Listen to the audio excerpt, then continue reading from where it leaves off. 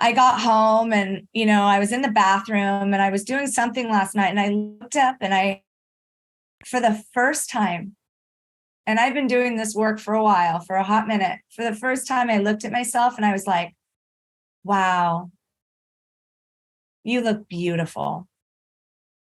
I love you. I am so proud of you. And I wasn't shocked that I said it. I was in complete acceptance and I just wept.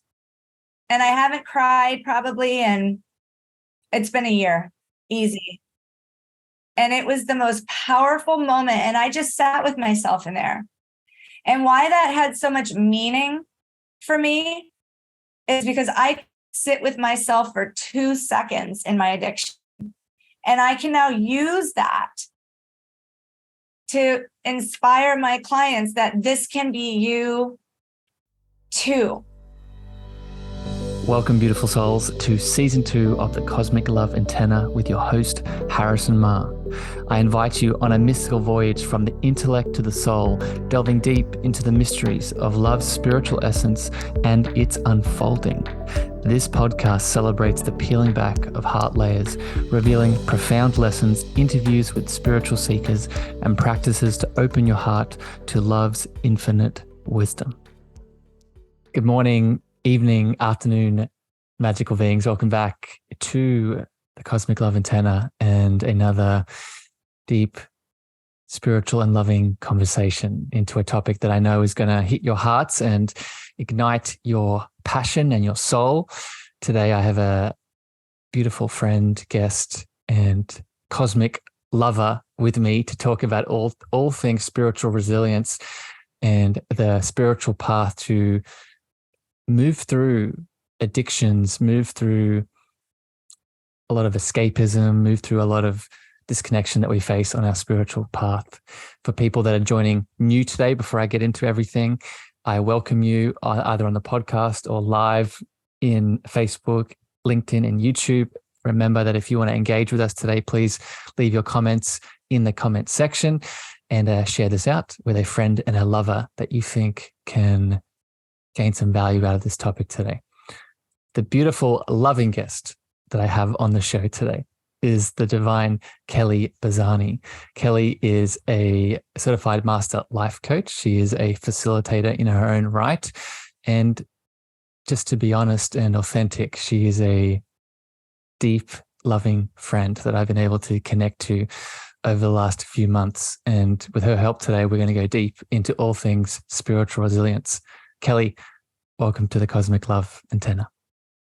Harrison, I cannot tell you how honored I am to be here with you today. I feel our souls met and became just intimate right away.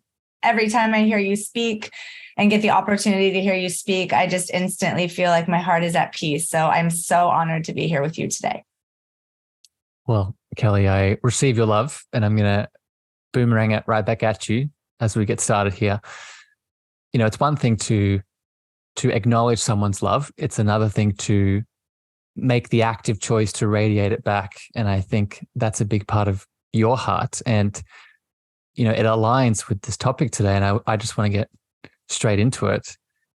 You know, I know that you've moved through addictions and those addictions in themselves, as they have shown up in my world, have really brought gifts and insights to help us stand in that resilient space that you just talked about. So I'm wondering if you can share some of your own experience with moving through your own addictions and what that looked like and how that helped you get to this resilient state of presence that you hold. Biggest piece I took out of that was you can't ask others what you don't feel you're worthy of receiving. Right. And so I can't be like, well, I want love and I want acceptance and I want, people to be, feel worthy of me. I can't ask people for that if I don't feel I'm worthy of receiving that. And so I had to start on this journey where, and I say this all the time, and I feel like I can't say it enough, that in order to love who I am, I can't hate the experiences that shaped me. So my journey has consisted of me going on this spiritual journey. And Carl Jung, who's one of my like favorite people, right, that says in order to truly, truly get spiritual, you have to bring the unconscious to the conscious and really get intimate with it. Yeah.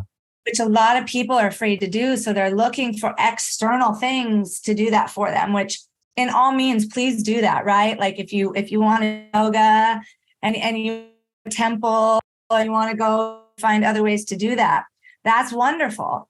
But where you're going to find that true emotional resilience is really within yourself. It's all within yourself, uncovering those layers. And so for myself, through addiction and making these choices that I'm accountable for today that led me down this path of destruction, destructive choices and addictive behaviors. My little self, right, that I was born with, my pure innocent self was just buried with layers of guilt and shame and resentment and anger and fear. And I had to peel back all those levels of that to get to my true authentic self in order to find that emotional resilience and spiritual resilience. Oh, I love it, Kelly. It's so interesting, hearing your beautiful journey and what you've moved through and how similar it is to not just my own experience, but I know a lot of people that are tuning in to the show that tune in regularly and people that I've supported and all the sort of the audience that tunes into this broadcast, because it's not a Kelly thing. It's not a Harrison thing. This is a spiritual journey that we all must walk.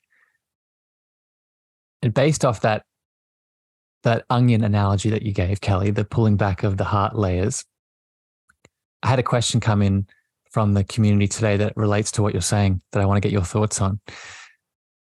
Another way of describing those heart layers are soul fragments, right? In the shamanistic perspective, which I'm sure you're familiar with, but just to explain it for everyone, when we have some kind of trauma or unforgiveness or pain, these layers of the heart become fragments of the soul, but they don't fully detach. They become in stasis in our field. And this is what happens. This is what it means to be triggered, right? Those pieces become triggered. So my question for you, Kelly, is how do we, with our spiritual resilience in our process, how do we bring those pieces, those fragments back into our heart? What do you apply in this process? I love that question. So what I found myself doing, because I was doing that as well, right, is I was speaking through the filters of my wounds.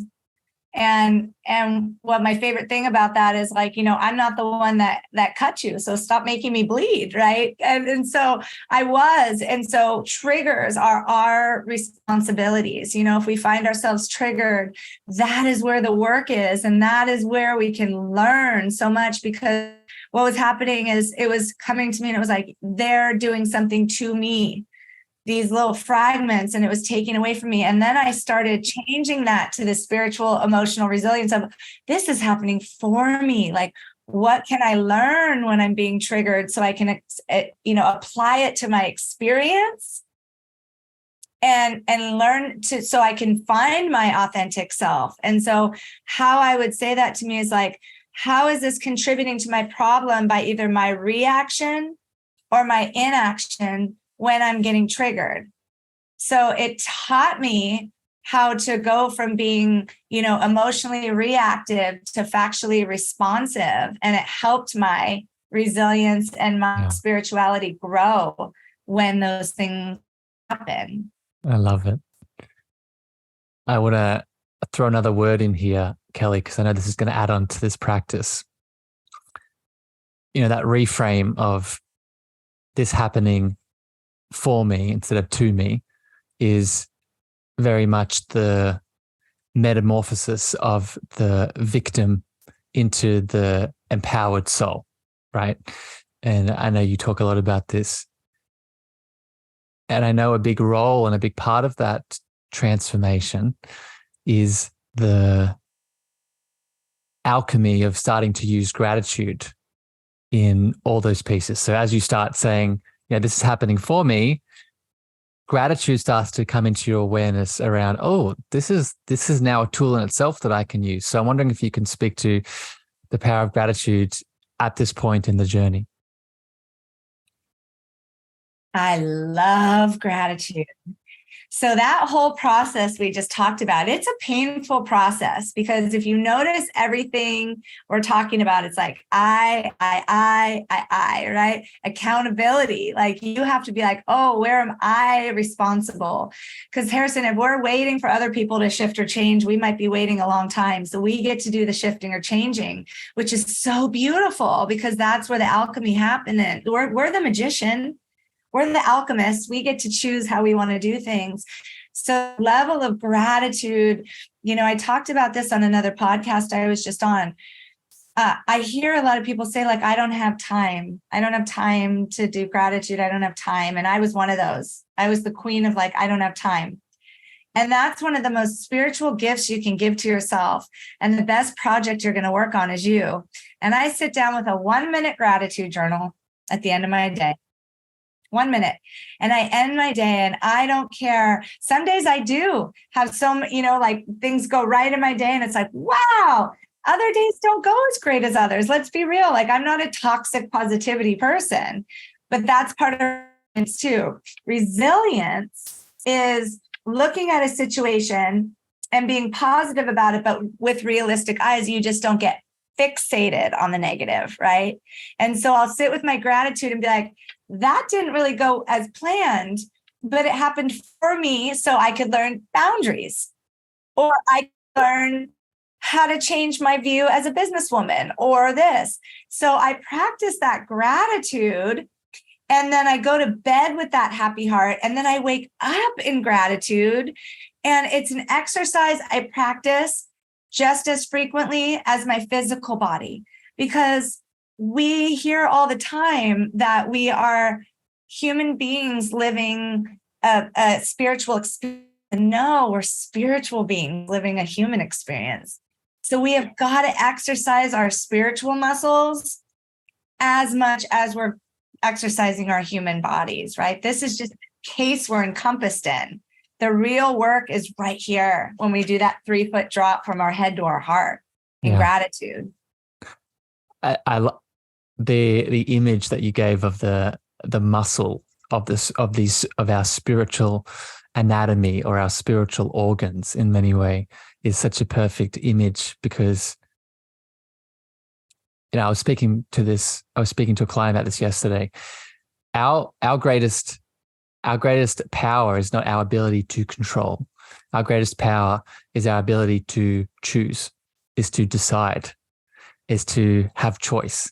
And one of the biggest choices we can make is deciding to be devotional to self, or be resilient to self, or be grateful to self, and expand that frequency, right? Expand that spiritual anatomy or spiritual set of organs that we have. And now this is where I want to get your perspective on, Kelly. Let's go a little bit deeper here.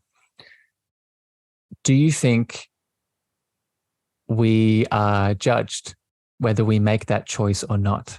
And let me give a bit of context to this. I see a lot of people along this spiritual resilient journey where they're awakening, they're moving through addictions, they're moving through pain, they're coming back to their power, but then they get stuck in the other end. They get stuck in the sort of overdoing, the overhealing, the feeling like they need to do all the things. Otherwise, they're either not enough, and or they will be judged when they get to the end and something bad will happen. So I'm wondering if you could speak to this, Kelly, and what comes up for you around this. I've been on all those spectrums because I'm an addict.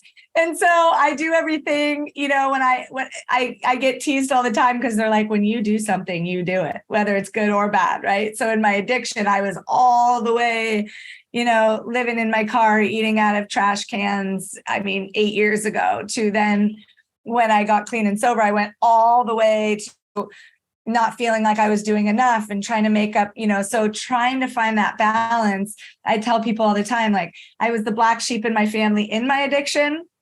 And now I'm the black sheep in my family because I went to the other end of like, I'm not using substances and alcohol. So I was like going to Joshua Tree and doing crystals and meditating and this and that. Right. So I feel like, you finding that balance of what is your unique spiritual journey for you. And so how can we judge?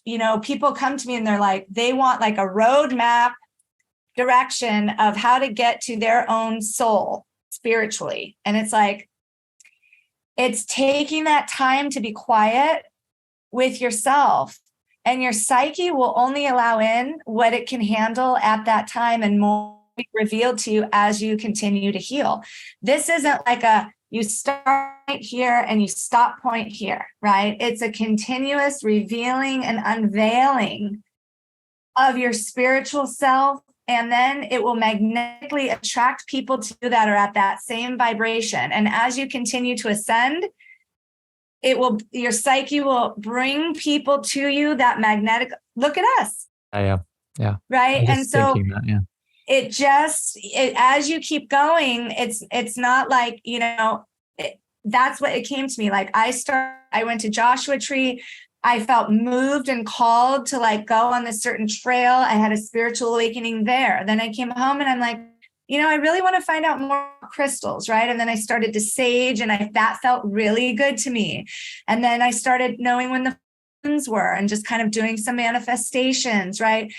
But I think people, and I know I was too afraid of, when my sensory started to kick in, when I started to kind of like get downloads, and I was like, what is that? And so my word would be for everybody out there, allow, right? Because what's the best, instead of saying what's the worst thing that can happen, I say, what's the best thing that could happen? Yeah. I want to add a little asterisk onto that allow word, Kelly, because I think it's beautiful. And I think it's allow/surrender, because often the reason we aren't allowing is not because that spiritual essence inside of us that you were just describing is guiding us and leaving us relaxed and feeling, like we're in the flow. It's not because of that. It's usually because one of our ego personas, our ego identities, one of the masks we think we should be in, is directing us in a way that we think we should be going. And that is causing suffering, right? That is causing, I'm not there yet, right? I haven't achieved the thing yet. I haven't met the person. I haven't got the job. I haven't awakened to that theoretical state yet. So and I'll get your thoughts on this. I think it's allowing that flow to move through us and surrendering all masks of perception that we may think we are.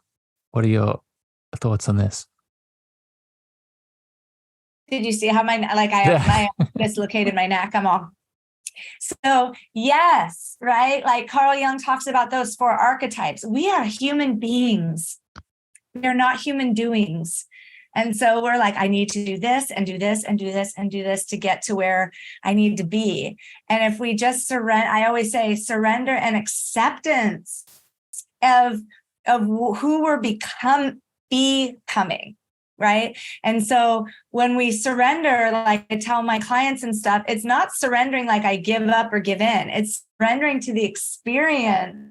And so when you're so hyper focused on like, I'm not there yet and I'm not where I want to be, and instead of like opening up the horizon, because when you're looking at those 4 archetypes, right, and you're in that ego space instead of that heart space, the ego doesn't know the difference between real and perceived threat. It's just perceived.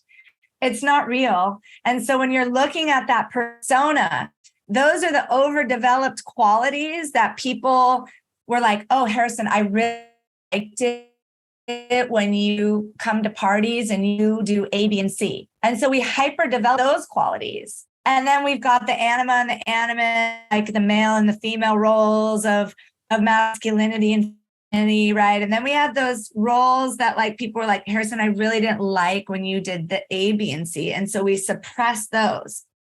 And let's just be really clear, a persona, just because people have told you that's what they like about you, that's not who you are. And so to get to like the humanness of like who you are, you need to get quiet with yourself and be like, do I really like those things about me? What do I like about me? Do I like the things about me that people didn't like? When people tell me that I'm too loud, do I like when I have a voice? Because I get to redefine that any way I like to redefine that to become who I want to be.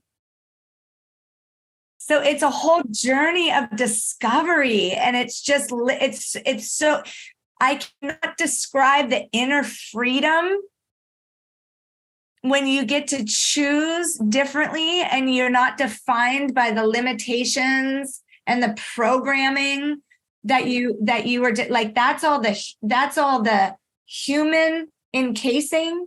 But when you allow your soul to go, who do I want to be? Like I get to choose that. Everything changes. It's a game changer. It's a world changer. Yeah. We can feel it, Kelly. We can feel it coming out of you. Right? I can feel it radiating out of you. And I just want to make this very clear for everyone tuning in, right, either on the podcast or live. And I see all your beautiful comments in the Facebook chat. Thank you, Soul Tribe, for joining today. If we can feel it in Kelly, that means it's in us, right? If I can feel the freedom that's pouring out of Kelly as she describes this liberation, this resilient liberation, it means it's inside of me. Which brings me to another question I want to throw at you here along this journey as we awaken through addictions and come back into our liberated soul. I've noticed, Kelly, and you spoke about this a second ago, and I want to go deeper on it. As we start to release those masks and those identities and personas, and we allow the spirit to speak through the human vessel, it's very easy for us to go off into the cosmos. Like we start getting, as you said, we start getting all the gifts, we start getting all the downloads, we start having our clear senses activated, and we start being up there rather than being down here. So the question I throw at you, Kelly, what do you think is the importance of grounding and coming back into the earth or the body along this resilient conversation that we're having today? Great question. I love that question. Consciousness. So you started the podcast by saying, the consciousness of being, and you started by talking about connection. So at any point in our journey, we are either forming connection or disconnection with ourselves or other people. And I find, and this is just like a little side note, especially in the past couple of years, there's been so much like separation and disconnection. And we can wake up and like rinse, repeat, rinse, repeat, rinse, repeat. Or to your point, if I could live in the 5D my whole life, I would live in the 5D. And so I consciously wake up every morning and I choose power of choice. I wake up and I say, I'm consciously choosing not to drink and use today. And then what do you need to do with that, right? How does that look? And so I practice my 4 steps of internal happiness. How do I want to feel today? So I have to ground myself before I reach for my cell phone, before my feet touch the floor, before I look at the alarm clock, before anything. How do I want to feel today? Grounded, peaceful, accomplished. How do I want to feel? And then I align my activities around that throughout my day so that I'm not sitting there like managing my circumstances, right? I'm like in a state of readiness. So throughout my day, if I want to wander off spiritually, or I want to get busyness in the like humanness of life, I remember my words to do by list. So if I'm feeling stressed, I'm like, is this aligning with wanting to feel grounded or peaceful or accomplished? No. And so then I have to ground again. whether that's going outside and putting my feet in the ground, pressing my face up to the sunlight, however that is. And then I do a reset. Or if I find myself in the humanness of life, like I'm not feeling good enough, how did I want to feel today? Grounded, accomplished. So I have that process for myself with the reasons. I also believe I love what I do. And when you love what you do, you do it with purpose, on purpose. Yeah. And that is also part of the emotional resilience. Yeah. Let's speak about that, Kelly. You read my heart, because this is something that I've started recently talking about more and more. And for people that are interested, Kelly and I met in a beautiful mentors group. It's called the Mentor Studio, and it's a group of individuals, professionals coming together to collaborate and connect and help each other. And I'm preparing for a chat and a presentation that I'm giving this week. And one of the things I'm going to talk about that I want to share with you here now and get your reflections on is when we show up not just on purpose, but we show up with the intention of service to help someone, right? To guide someone, to educate someone, to teach someone, much like we're doing here on the podcast right now. In that, if you want to call it energy or frequency of service, it is not just healing for the person receiving our service, it's also healing for us. And the way I describe that is because you're giving yourself permission in that moment for the small personas and the masks and identities that we were just speaking about to fall away, and more of your higher self, your presence of love, your passion to move through you. And that heals you. So I'm wondering, one, what are your thoughts on this, Kelly? And have you noticed this along your journey? So my biggest spiritual awakening happened to me in jail. And I think humility is a really big part of this journey. And when that spiritual awakening happened, I chose in that moment to dedicate the rest of my life doing this work. And I have. And I need to do a shout out to Harrison really quick, because we were on this health and wellness forum and he was on the panel. And I had to turn my camera off because I was so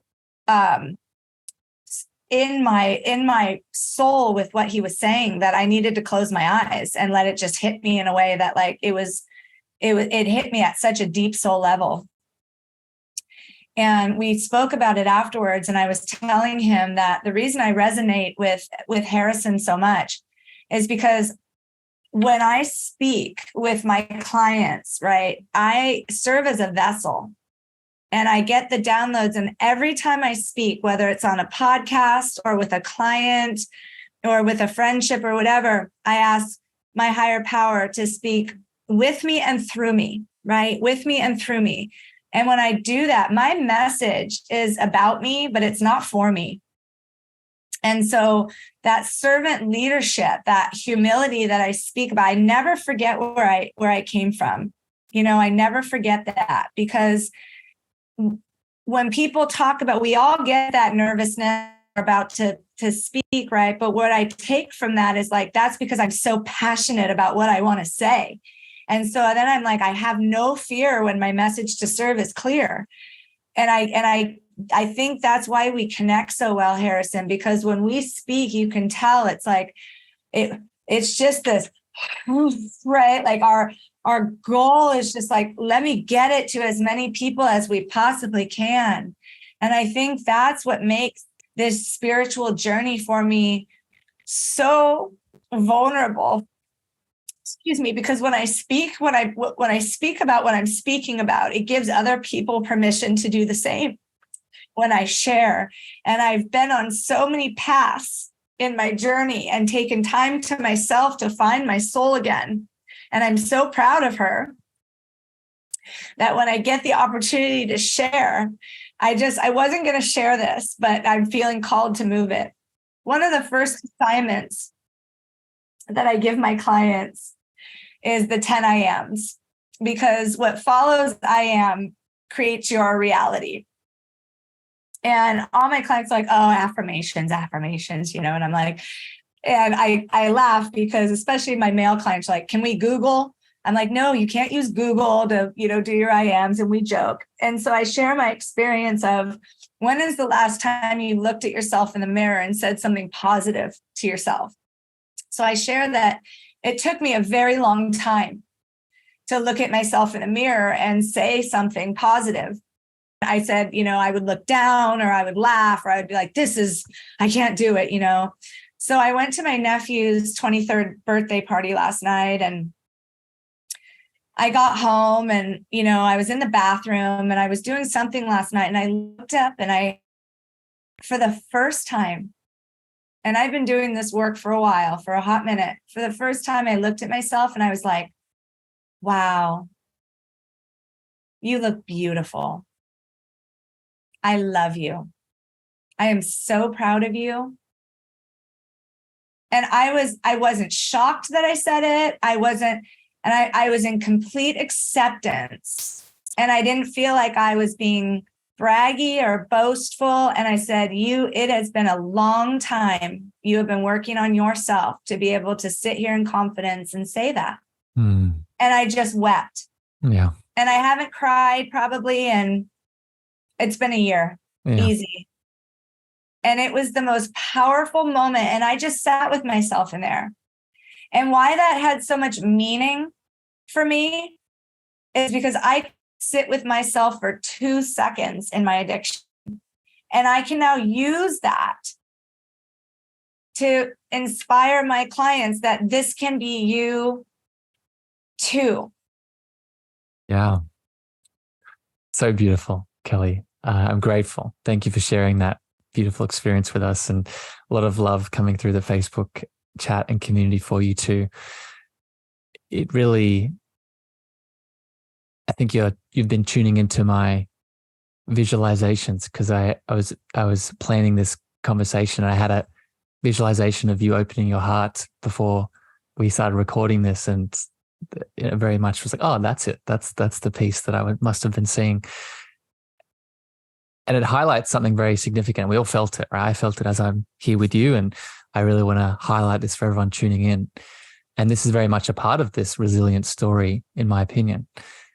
There is a misconception in our community that vulnerability, sensitivity is a weakness, that it's something that we should, I'll just speak from a male perspective.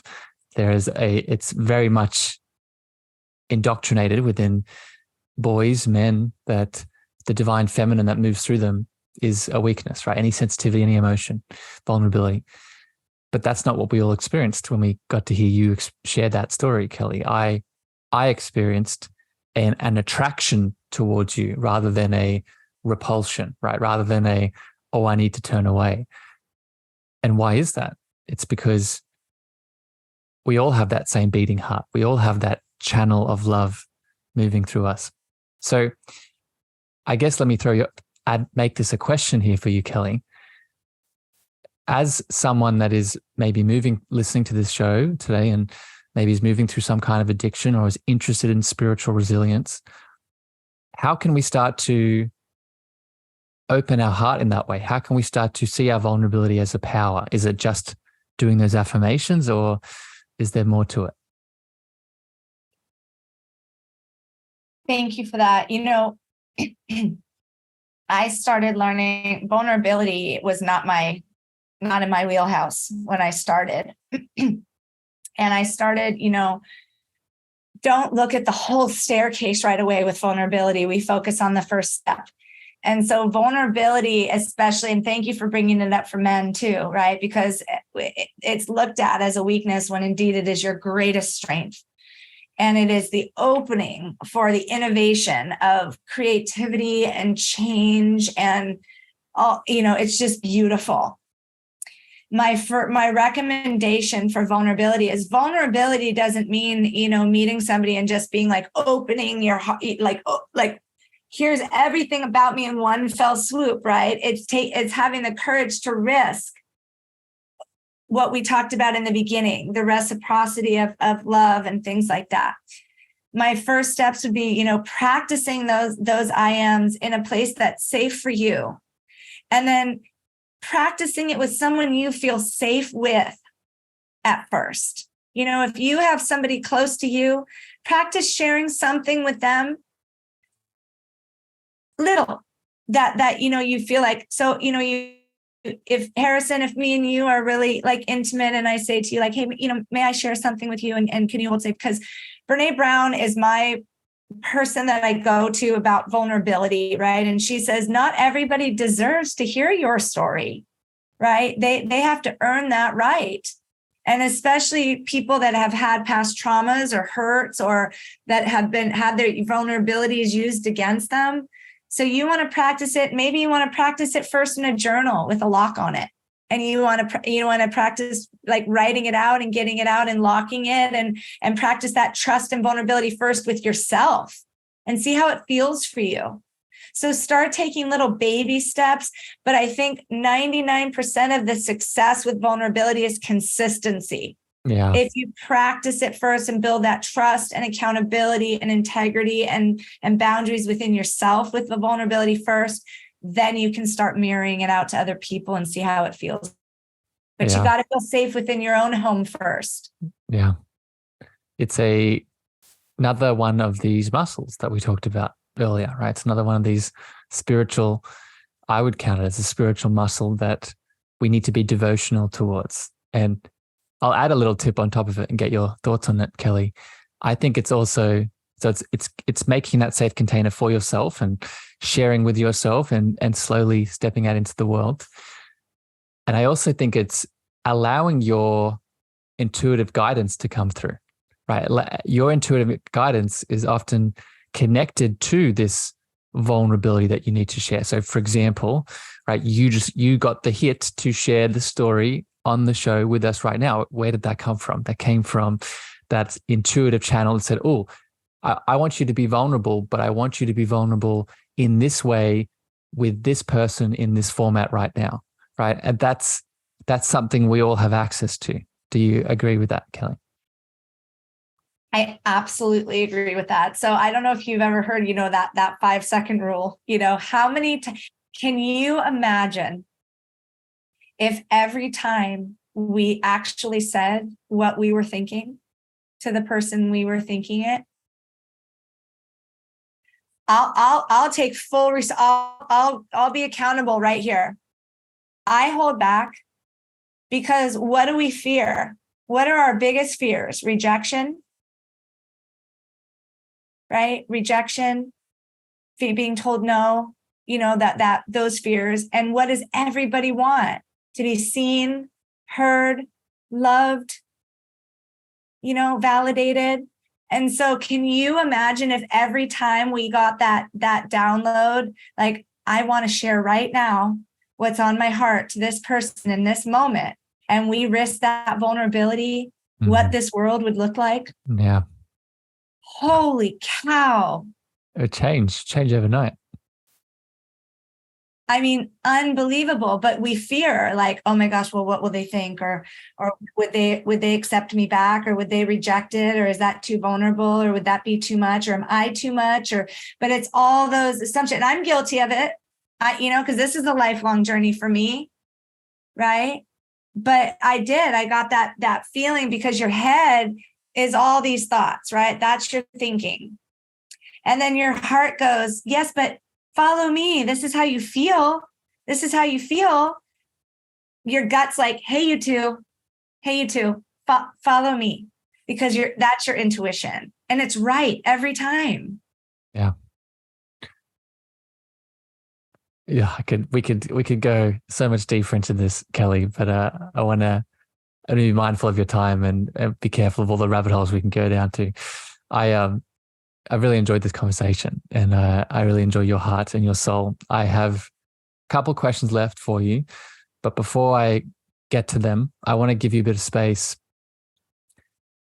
What is left for people tuning in that have either come from addictions or are moving through addictions right now and they want to get to this spiritual resilience, what's a final thought or a final tip that you wish to share with anyone tuning in that we haven't hit on yet?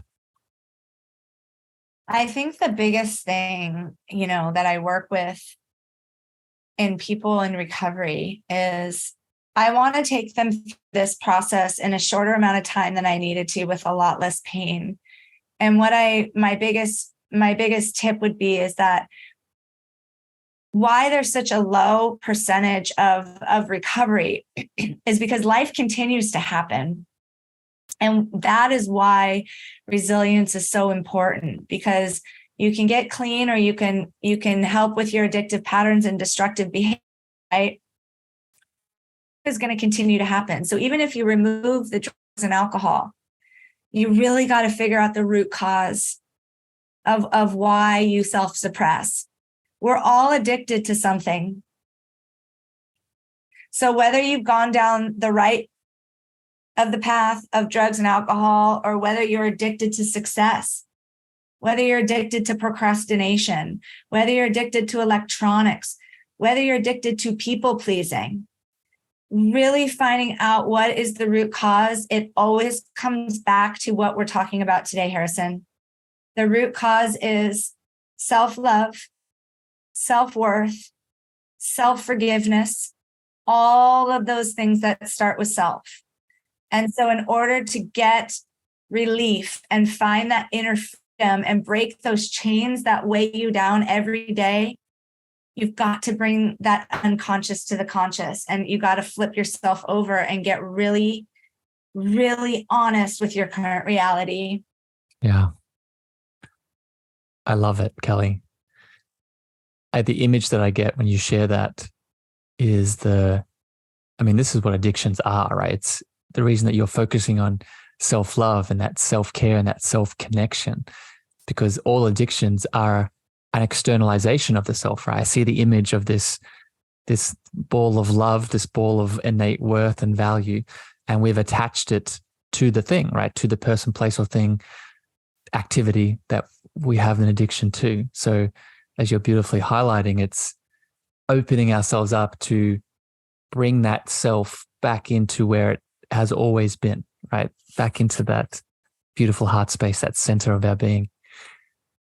Kelly, if people tuning in, I had some extra questions coming in. They're asking about how do we help others kick addictions? How do we go deeper into this? What's more information? If they want to reach out to you, they want to tune into your work, I know you have a book, where would you like to send people? Yeah, and just what you just said, just to Please, highlight that for people, please. to give them some, it all comes back to what is already in you. Like people are like, this is going to be such a hard journey with addiction. It's like, you're coming back to who you already are. Brene Brown says true belonging. You don't have to change who you are. You just have to be who you are. It's already in here. We just have to find it again, right? Yes. So exciting news. First of all, you can find me on my website, which is www.kellybazzani.com. And on there are all my free resources, all my YouTubes that speak about all of this stuff, right? Mindfulness, mindset, conscious choice, power of spirituality, where I talk about the 4 archetypes.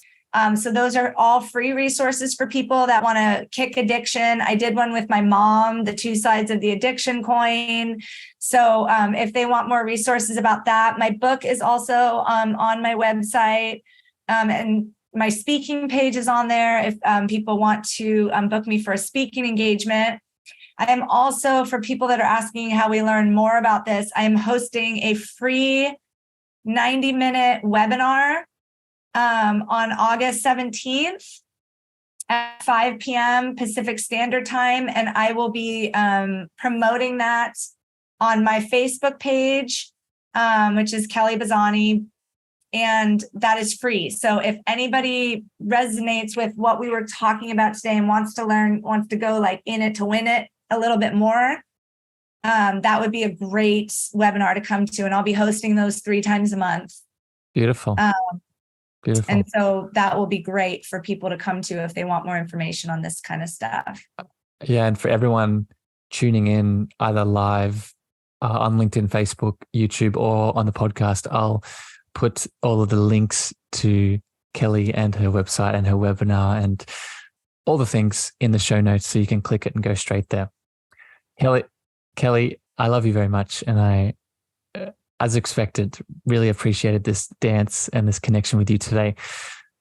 I have one question to finish off this conversation, and I have a really good feeling around how you're going to answer it, but I want to ask it anyway and see what comes out of you. This is the cosmic love antenna. And one of the reasons I refer to that is in my journey, in my healing of addictions and connection back to myself, I came back to the remembering that my higher power, my inner guidance system is one of love, is love itself. So my question for you, Kelly, is in your world, how do you personally define that 4-letter love word? For me, coming back to myself, I define love for me as, for me in my journey, it was forgiveness. When I found self-forgiveness and self-compassion for myself, it was the best love story with myself I could have ever imagined. So I define love as, that was a deep one, Harrison. I'm not crying twice on his podcast. When I chose to forgive myself and find self-compassion, people always ask me, do you feel alone? And I said, you can't feel alone when you love the person that you're alone with. I have become my own best friend. I define love as safety, security, trust. I see myself, and I then am able to reciprocate that out to other people.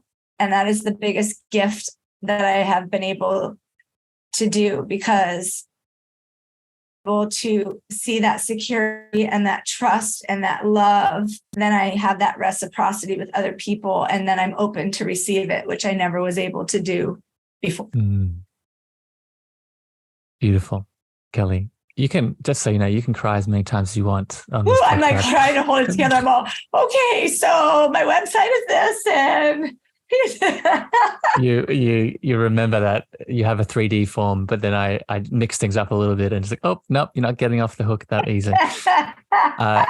Kelly, that was beautiful. Thank you, my friend, for being you and sharing your beautiful heart with all of us today. I appreciate you. I love you very much. I adore you, Harrison. Always have, always will. Man, you're such a gift and a blessing in my life. And you add to the alchemy of love and unconditional love and spirituality and just beautiful essence. You are such a gift in my life. Thank you. Received, Kelly. Received. Beautiful beings. Thank you for tuning in today. Thank you for adding all your beautiful comments in the Facebook chat, on LinkedIn, on YouTube. If you tuned in on the podcast, we appreciate your hearts and listening in intently. If this brought you guidance and insight, please share this out far and wide. But regardless, both Kelly and I love you very much. Until next time here on the show, we send you love, we send you light, and we'll see you again very soon. Bye, everyone. Thank you for listening to the Cosmic Love Antenna with me, your host, Harrison. If you gained value or this episode hit your heart, please remember to share this out with a friend, a family member, or a lover. You can also leave your love over on Apple reviews and Spotify star feedback, and this helps me spread my frequency to more souls in need. Finally, if you want to connect with me deeper, want to reach out, interested in coaching, please follow me on Facebook, Instagram, TikTok, and LinkedIn at Harrison Mar, Mar spelled MEAGHER. Sending you so much love.